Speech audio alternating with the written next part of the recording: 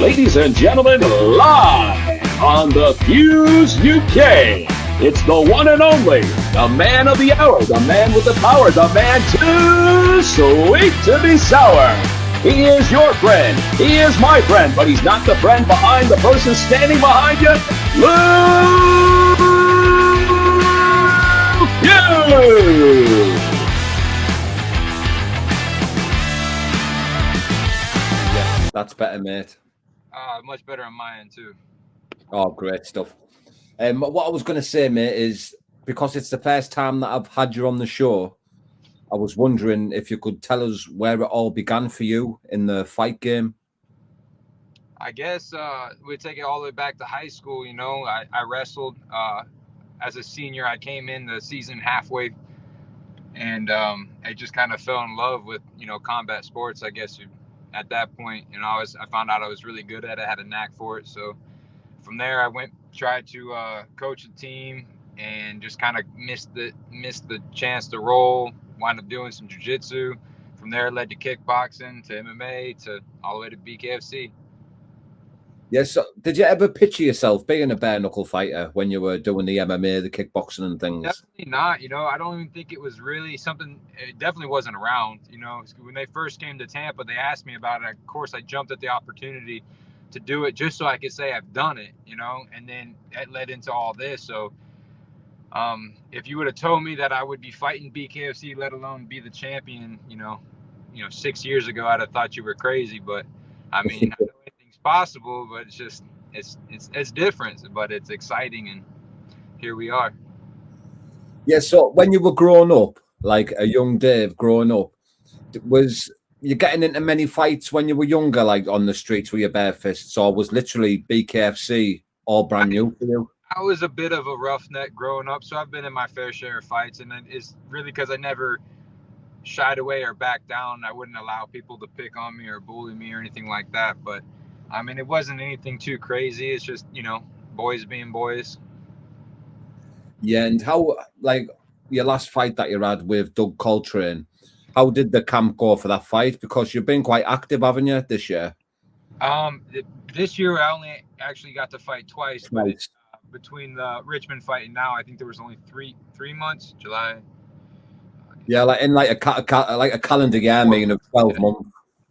So with that being said, this past camp was kind of short because I was expecting to fight maybe in December at the earliest, and then I was actually trying to hold off till early next year for personal reasons. Things just kind of got sped up, and I think I had about a 6-week camp, which is still sufficient. And honestly, it went really good. As you know, we got Jared in camp. He's fighting, I believe, next weekend, right? The 18th. Yeah. And I had other teammates that were already on the card with me as well. So, I mean, when things like that happen and we're all training hard to go into a fight, it's unreal, because we don't have to find work. We just go, and we're all there to train, push each other, and the energy's great, and I love it. Yeah, like I would consider you like an active champion, because it's only been 11 months really, if you think, because you fought Francesco Ricci in the December. Yeah. Then Mike Richmond, you fought him in July, and then obviously just fought in November. So it's only been 11 months really, 3 fights, 3 wins, 3 defenses. You can't complain really, can you? No, it's yeah, exactly. I'm definitely not complaining, and there wouldn't have been such a big gap between me and when I fought Ricci and then Richmond, but I think I was recovering from a little bit of a hand injury from that fight, and then one thing led to another, and things just kept getting pushed off, and we finally narrowed down the time, and we made it happen. Yeah, and I'm going to get into it. I was talking to Louis Palomino yesterday about exactly what I'm going to talk about now.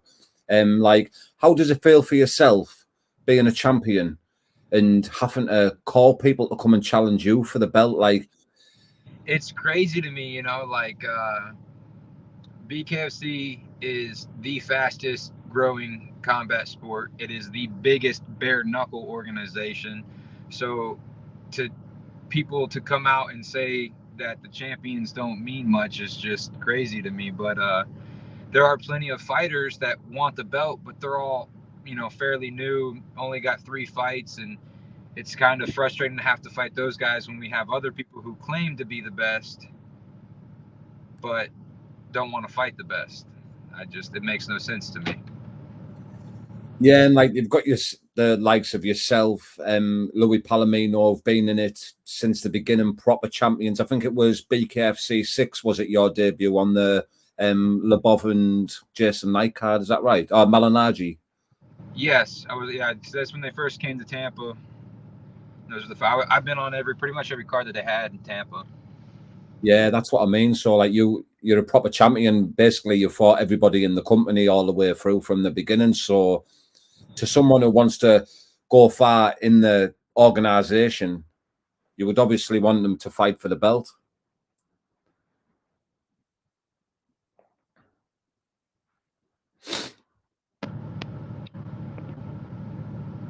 Are you there? Yeah, it just went black now, just cut out a bit. Yeah, somebody was calling, beeping in, messed it up. But where were we? You're saying something about proper champion. Yeah, I was just saying, like, that obviously seems like they're just there for the money. They obviously don't want to do things for the company, as in like be a champion.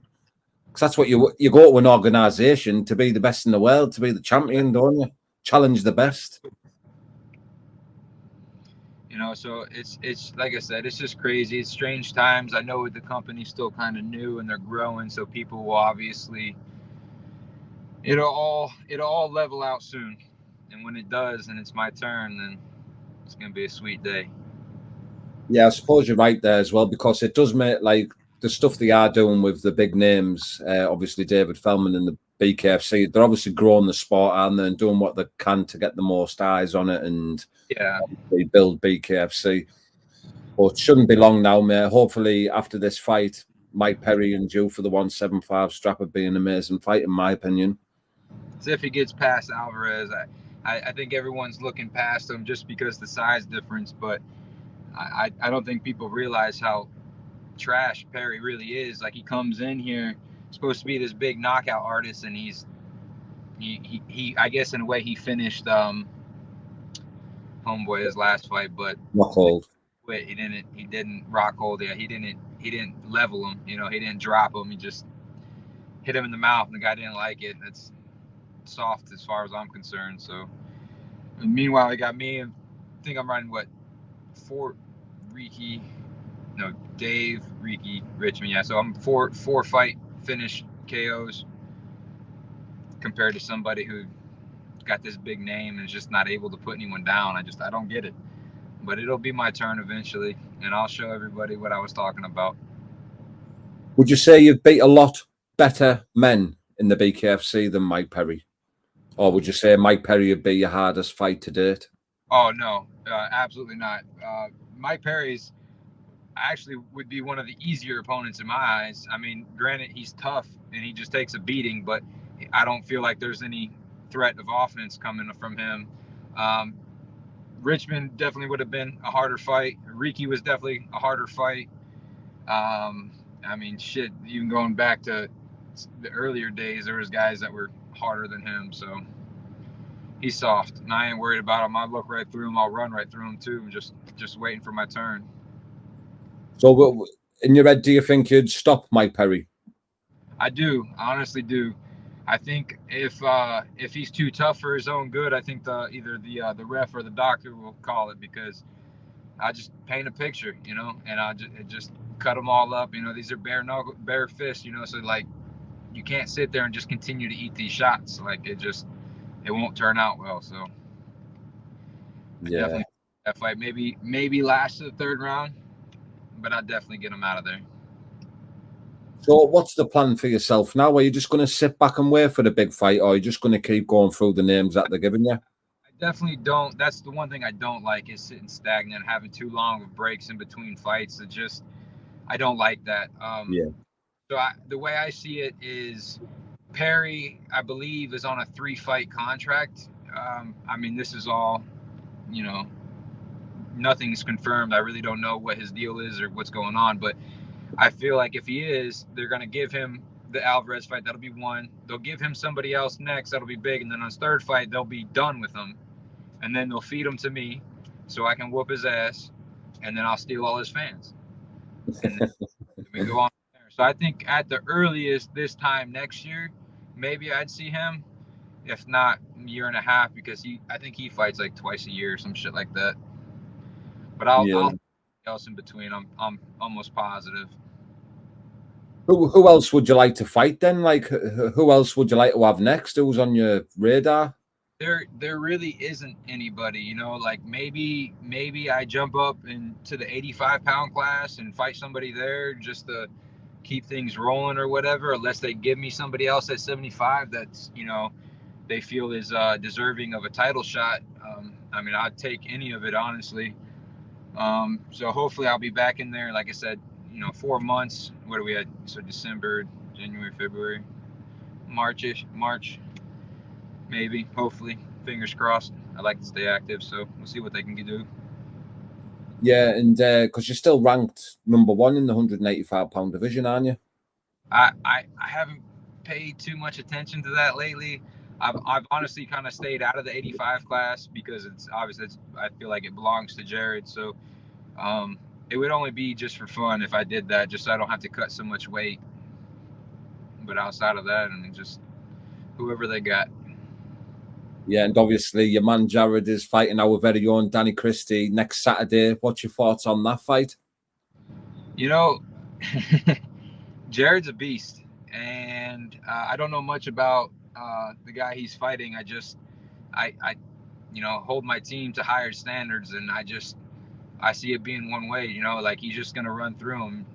Jared's long, he's powerful, and it's hard. It's a hard man to deal with.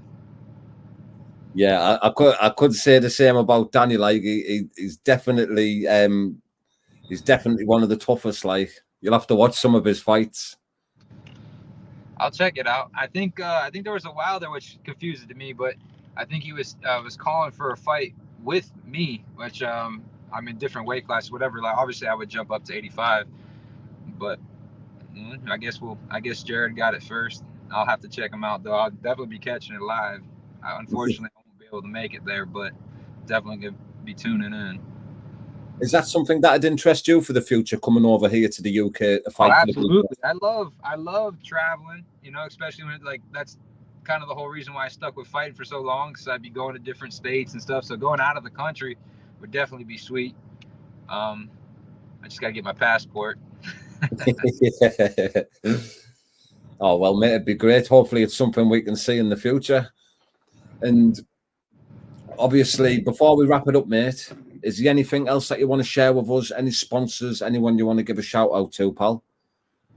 You know, I just want to thank everyone who came out to the fight. I want to thank all the sponsors that supported me. You guys know who you are. You guys keep anybody who wants to know who's repping me just can go to my page. They can look, and I'm always posting stuff for them. And then just, you know, I'm appreciative of BKFC as well, and I'm looking forward to what's coming.